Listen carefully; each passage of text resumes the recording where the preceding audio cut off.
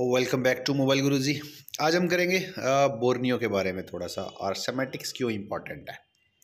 तो जो लोग बोर्नियो का सिर्फ हार्डवेयर सेक्शन यूज़ करते हैं और उनको सेमेटिक्स का नॉलेज नहीं है, बता देता हूँ आज वो कितनी बड़ी गलती करते हैं। ये फॉल्ट ढूंढा है मेरे एक स्टूडेंट ने, जिनको हमने सेमेटिक्स पढ़ाया सेक्शन वाइज कि किस सेक्शन में क्या रिक्वायरमेंट होती है, कैसे काम करते हैं और कैसे फॉल्ट फाइंडिंग करते हैं। तो सैमसंग J7 मैक्स के अंदर एक प्रॉब्लम था, ग्राफिक्स नहीं आ रहा था। तो उन्होंने जैक का जो हमारा प्रोसेस हम बताते हैं कि फर्स्ट प्रोसेस होता है कि GR वैल्यू चेक करना। तो ये जो फिफ्थ पिन रेड कलर का लाइन है, 3 वोल्ट का लाइन, ये लाइन शॉर्ट था। हार्डवेयर सेक्शन में दिखा रहा कि ये लाइन यहाँ से एक कैपेसिटर से होते हुए एक छोटा सा LDO लगा हुआ है 4 पिन का, उस पर जा रहा है। बट जब इसी को बिट मैप में चेक करते हैं तो 5 नंबर जो इसका पिन है, ये इस कैपेसिटर से होते हुए डायरेक्ट जा रहा है CPU के अंदर।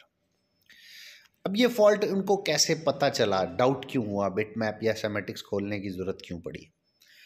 क्योंकि हमने पढ़ाया कि सेमेटिक्स में कोई भी 3 वोल्ट का लाइन LCD के लाइंस में नहीं होता है। LCD के वोल्टेज होता है 1.8 और +5 एंड -5 5 वोल्टेज। इसके अलावा इनके वोल्टेजेस की कोई लाइन नहीं होती। तो ये डाउट हुआ तो उन्होंने ये चेक किया। तो अगर आपको सेमेटिक्स आता है तब आप बोर्नियो में भी क्या गलतियाँ, क्या चीज़ है, आप ये पकड़ सकते हो।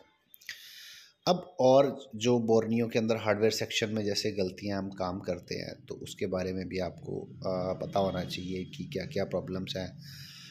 डिस्प्ले का ग्राफिक सेक्शन काम करता है, उनमें कौन कौन से वोल्टेजेस आने चाहिए, कौन कौन से आना चाहिए। अब जैसे लाइट का सेक्शन में भी लाइट के प्रॉब्लम आपको आती है।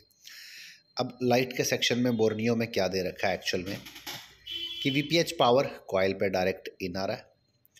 इन आने के बाद कॉइल में आया, कॉइल में से डायरेक्ट यहाँ से पार हुआ, पार होने के बाद डायोड से हमारे पार के LED एनोड पे चला गया। तो अगर आप बिना फ़ोन को ऑन किए भी अगर चेक करोगे तो डायरेक्ट वोल्टेजेस दिखाएगा।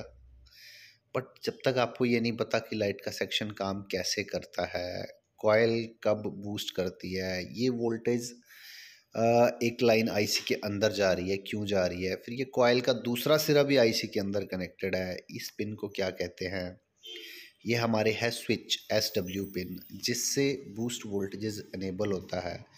बूस्ट कब इनेबल होता है, बूस्ट नहीं हो रहा है तो कब कॉइल ख़राब है, वोल्टेज हमारे फ़ोन में आ रहे हैं, कॉइल से पार होके डायोड से निकल के LED एनोड LCD तक जा रहे हैं, बट वोल्टेज बूस्ट नहीं हो रहे। ये बूस्ट सर्किट एक्चुअल है क्या, ये कैसे काम करता है, तो ये चीज़ें सेमेटिक्स से आपको समझ आती है कि बूस्ट सेक्शन क्या है। और ये हमारा जो दूसरा लाइन है LED कैथोड लाइन पे जो सेकंड साइड ये रेजिस्टेंस लगी होती है, इसका ये 1 साइड ग्राउंड होता है। फिर दूसरा आपको पता होना चाहिए कि हर लाइंस पे GR वैल्यू कितना आता है, एनोड लाइन पे, कैथोड लाइन पे, CABC लाइन पे।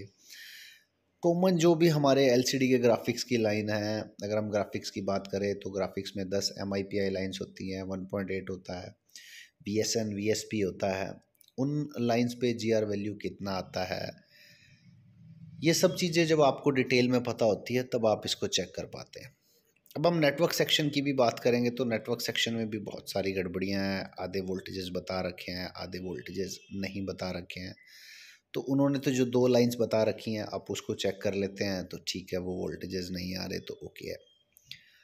अब ग्राफिक्स के अंदर भी आपको कौन से वोल्टेजेस कब जनरेट होते हैं ये आपको पता होना चाहिए। जैसे हमारे ग्राफिक्स के लिए जो हमें वोल्टेजेस चाहिए होते हैं, VSN एंड VSP, दो जो हमें लाइंस चाहिए होती हैं, ये येलो कलर से मैं मार्क कर रहा हूँ, इसमें वोल्टेजेस की जो हमारी लाइन है VSN VSP। बहुत सारे फ़ोन्स में ये वोल्टेजेस लोड अप्लाई करने पे जनरेट होते हैं, वैसे ये वोल्टेजेस नहीं होते। यानी जब हम LCD लगाते हैं तब ये +5 एंड -5 वोल्टेजेस जनरेट। तो ऐसे ही किसी सेक्शन को चलने के लिए कितने वोल्टेजेस चाहिए, कौन से वोल्टेजेस कब जनरेट होते हैं, ये सब आपको पता होता है तब आप बोर्नियो हार्डवेयर सेक्शन का परफेक्ट यूज़ कर सकते हैं। नेटवर्क सेक्शन की भी बात करें तो नेटवर्क सेक्शन में भी PFO को 3 वोल्टेजेस जाते हैं, बट बहुत सारे हार्डवेयर सॉल्यूशंस के अंदर 2 ही वोल्टेजेस बता रखे हैं। अगर आपको अच्छा सेमेटिक्स का नॉलेज है सेक्शन वाइज तो आप बोर्नियो हार्डवेयर सेक्शन पे भरोसा किए बिना आप सेमेटिक्स से भी उसको क्रॉस चेक करके करते हैं।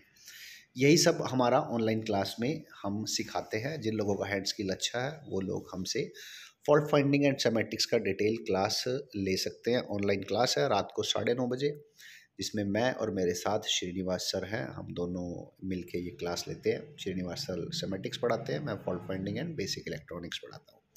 6,000 इस क्लास का पूरा फीस है।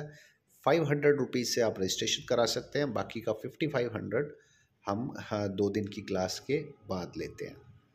तो जिन लोगों का हैंड स्किल अच्छा है, फॉल्ट फाइंडिंग में प्रॉब्लम है, तो वो ये क्लास ज्वाइन कर सकते हैं और सेमेटिक्स का परफेक्ट यूज़ करके अपना इम्प्रूव कर सकते हैं।